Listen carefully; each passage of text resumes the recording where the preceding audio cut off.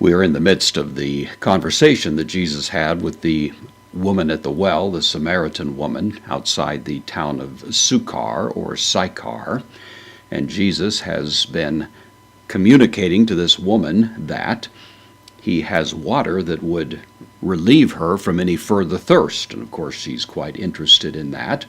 But before Jesus is prepared to proceed further in the conversation, he has commanded her to go and get her husband.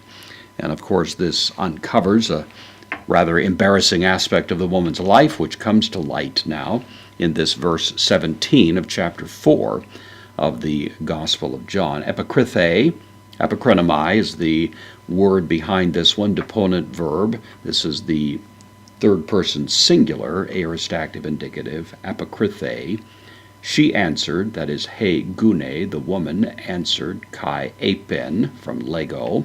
I say, this is third person singular, second aorist, active indicative, and said, auto, to him. Notice now it's not pros auton, which was the phrase used earlier, suggesting a bit more of a confrontive attitude, but now more politely suggested here, and said to him with the dative case of the personal pronoun, singular, masculine, uk, echo, andra, not I have andra, a man. I do not have a man. I do not have a husband. Jesus said to her to go and get her husband. Not exactly sure what the reason was. Various hypotheses have been suggested, but the most likely is simply to penetrate to this point, to expose the conscience of this woman, which would be the chief impediment that would prevent her from receiving the water that Jesus has proffered to her, because there is in her life that which would represent some kind of barrier to that water.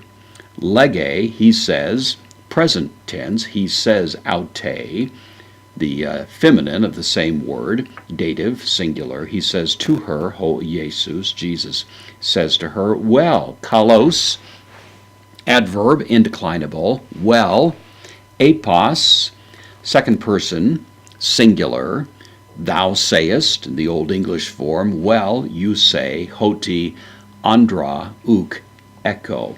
You've said well that I do not have a husband. Of course, Jesus is not finished with his remark.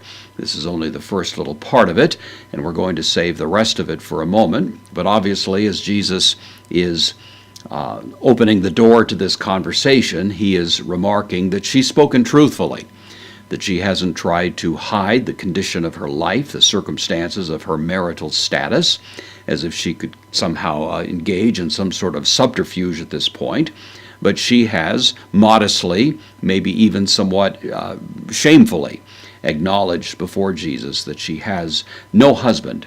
And of course, that's going to lead to Jesus' next remark about her, which will become a rather remarkable description of her.